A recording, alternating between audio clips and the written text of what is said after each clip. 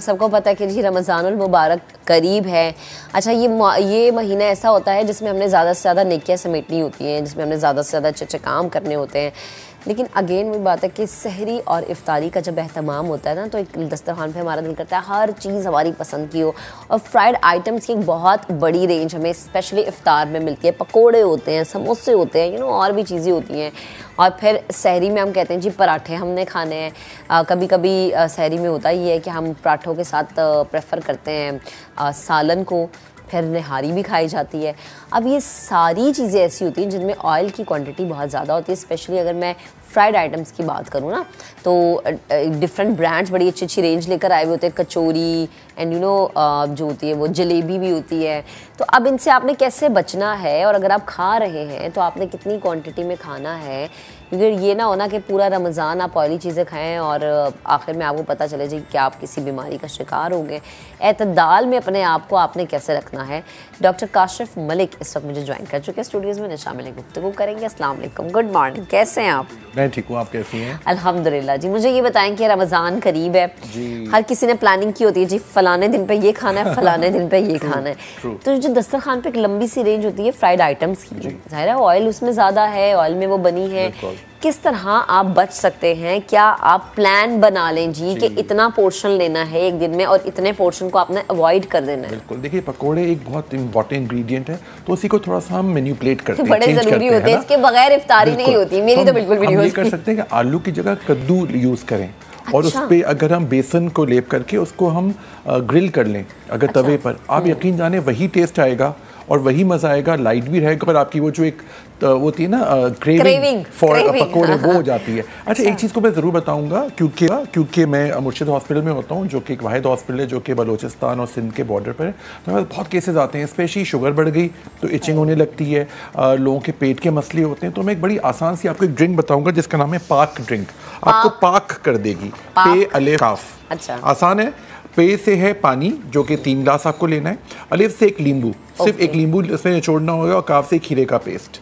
कितना आसान है, बहुत आसान है। लेकिन ये पाक ड्रिंक, ये आपको पाक कर देगा, डिटॉक्स ड्रिंक है ये। आप ये इफ्तारी में आप ले सकते हैं। अच्छा, इसको बना के आप पीते रहिए अपनी। अच्छा, एक चीज़ का ज़रूर ख्याल रखिए कि इफ्तारी और सहरी में आप दही का इस्तेमाल ज़रूर करें। दही इज इंग्रेडिएंट, दोनों में दही इंपॉर्टेंट है।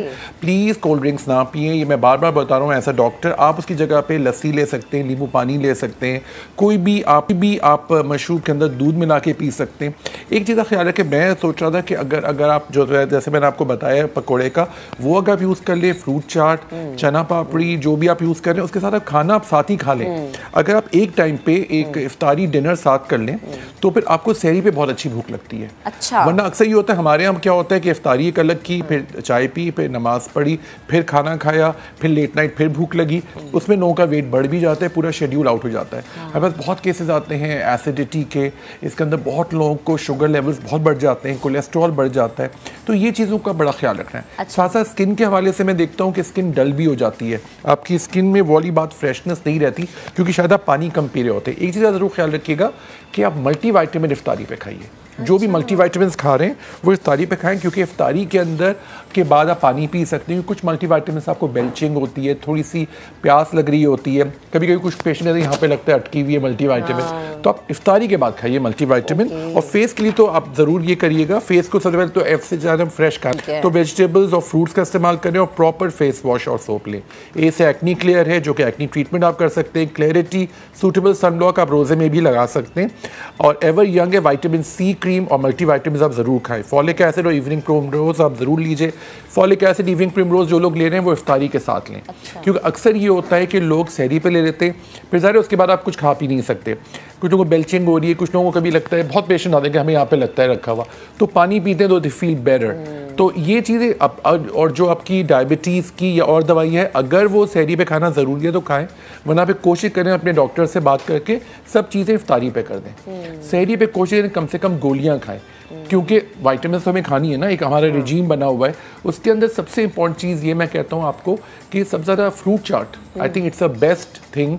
जो डायबिटिक हैं वो कोशिश करें शक्कर के बगैर यूज़ करें या चीज़ों ऐसी करें जो कि आपको बहुत ईजी करे। जो पकोड़े मैंने आपको बताए वो बड़े हिट गए थे, मैंने जब बताया जिसको आप कद्दू लीजिए, कद्दू के ऊपर आपने बेसन लगाया और आपने उसको तवे पे ग्रिल कर दिया, वही टेस्ट आएगा जो पकोड़ों का आता है। वो हमारी क्रेविंग एक वो तो साइकोलॉजिकल होता है, ऑयल भी नहीं है और कद्दू आपको पता है वेट रिड्यूसिंग है, आलू वेट इंक्रीज करता है और वही टेस्ट आता है। बहुत मज़ेदार है, बहुत अच्छा रहेगा। एज अ डॉक्टर मैं आपको एंडोर्स भी करना चाहता हूँ कि ये चीज़ का ख्याल रखिए कि विटामिन्स का इस्तेमाल ज़रूर करें, क्योंकि रोज़े में अक्सर हम रेजिम अपनी चेंज कर देते हैं। मुझे लगता है रोज़े में विटामिन्स की ज़रूरत थोड़ी सी बढ़ जाती है। पानी का इस्तेमाल बहुत करें। पानी चूँकि बोरिंग हो जाता है, लस्सी इज़ एक्सेलेंट। मैं तो कहता हूँ रोज़ा सहरी और इफ्तारी दोनों में लस्सी आप पीजिए तो आपको इतना फ़ायदा होगा, इतना अच्छा लगेगा। और जो मैंने आपको पाक ड्रिंक बताई है वो बेसिकली, हाँ पाक ड्रिंक का ये ख्याल रखिएगा कि ये आप ज़ाहिर इतना अच्छा टेस्ट नहीं होगा, आई बी ऑनेस्ट विथ यू, तो ये आप थोड़ा सा सिप करते रहिए। अच्छा। इफ्तारी में आपने थोड़ी सी पी पे तो आधे घंटे बाद इसको बना के डिटॉक्स वाटर की तरह रख लीजिए। अच्छा। ये आपके अंदर जो किडनी के मसले आ सकते हैं, जो कोल्ड ड्रिंक पीने से एकदम से किडनी पे इफेक्ट होता है, वो भी ठीक करेगा। फिर साहब ने कहते हैं खीरा है जो कि आपकी स्किन को ग्लो भी देगा। लेमन है which is very good for your weight reduction.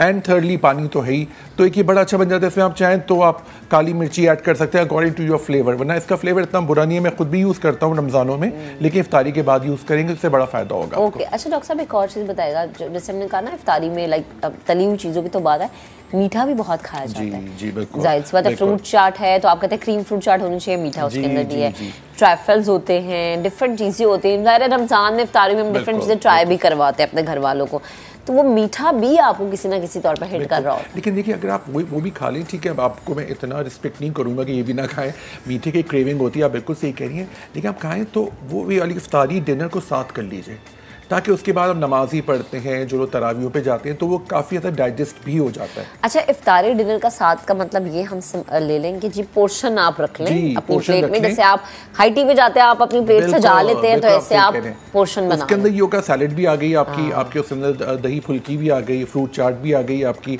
अगर एक दो फ्राइड स्टफ है या जो पकोड़े मैंने आपको बताएं वो कर लें, आप जितनी मर्जी है खा सकते हैं, और खाना डायरेक्टली खा लीजिए, तो उसके अंदर आपको एक जो फीलिंग ऑफ फुलनेस वो होती है।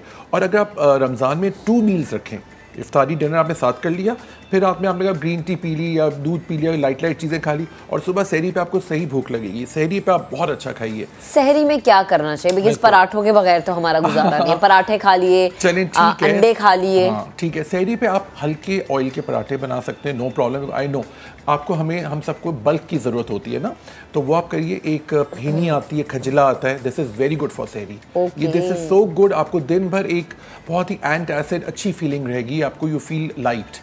फिर आप रखिए, आप बेशक सालन लीजिए, लेकिन अगेन मैं आपको बताऊंगा अगर आपने रोटी सालन भी खा रहे हैं तो साथ में आप दही का इस्तेमाल रखें। दही को मेन इंग्रेडिएंट बनाइए और कोशिश करिए कि एंड आप करें दही से। जब आप सहरी को एंड करते हैं दही से ना, तो आपको दिन भर एक बड़ी ताजगी का एक बड़ा अच्छा इफेक्ट आ रहा होता है, कूलिंग इफेक्ट, जो हमारे स्टमक के अंदर एक नेचुरल गैसेज हो रही होती हैं या हाइड्रोक्लोरिक एसिड जो हमारे स्टमक में बन रहा है वो भी काफ़ी हद तक कंट्रोल हो जाता है, न्यूट्रलाइज हो जाता है। अक्सर लोग सहरी के अंदर बहुत ज़्यादा मुरक्कन चीज़ें खाते हैं। चलें अगर आप खा रहे हैं किसी वजह से तो दही से एंड करें या दही के साथ उसको न्यूट्रलाइज करें। दूध का ग्लास पी लीजिए। अक्सर लोग होता है सहरी के बाद सो जाते हैं, तो दूध का ग्लास पी के आपको नींद आएगी, ट्रिप्टोफैन होता है दूध के अंदर, आप थोड़ा सा सो जाइए, फिर अपने काम के लिए उठिए, तो यू विल फील फ्रेश। वो जो इंटरनल फ्रेशनेस होती है ना, वो चाहिए होती है। जिन लोगों को चाय की आदत है जैसे मुझे, तो चाय ज़रूर पीजिए सहरी पर, ये बहुत ज़रूरी है। हाँ, चाय बहुत ज़रूरी है बिकॉज आपको निकोटिनिक रिसेप्टर्स को आपको एक्टिवेट करेगा।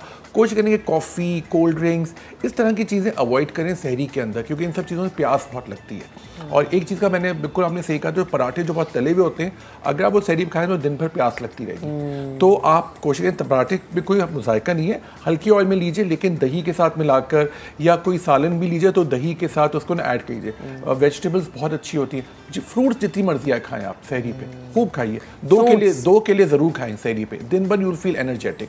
एक जो डाउन फीलिंग होती है, वो एक मुझे तो एक आवाज़ आ रही होती है सर में, है ना, वो थोड़ा सा आपका लो है ना, आप सबको आती है थोड़ी सी, है ना, तो वो भी चीज़ आपकी तरह वो काफ़ी इरिटेटिंग हो जाती है कि यार यू फील लो। सो वो आप अगर 2 केले खाएंगे जो बहुत आसान है, 2 केले आपने सहरी पे खा लिए तो एक दिन भर आपको एक एनर्जी, क्योंकि देखिए हम लोग सबके लाइफस्टाइल में ज़्यादा डिफरेंस नहीं आता।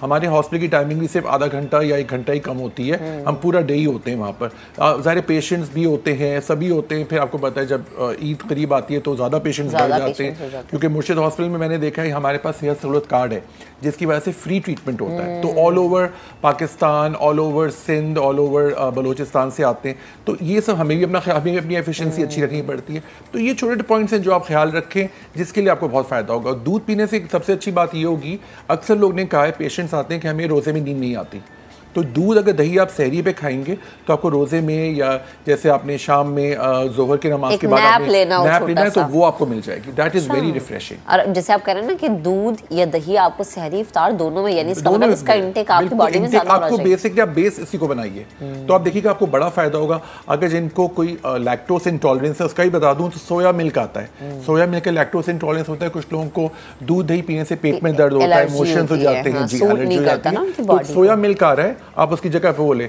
लेकिन मिल्क से जान नहीं छूटनी है आपकी, क्योंकि that is something very ingredient, very important and very good for your health. Protein है उसमें, विटामिन डी है, बी कॉम्प्लेक्स है, ज़बरदस्त चीज़ें। अब एक जगह तो मैंने रिसर्च पढ़ी थी कि दही को अगर हम अपनी ज़िंदगी बढ़ाने के लिए यूज़ करते तो वो काम आता।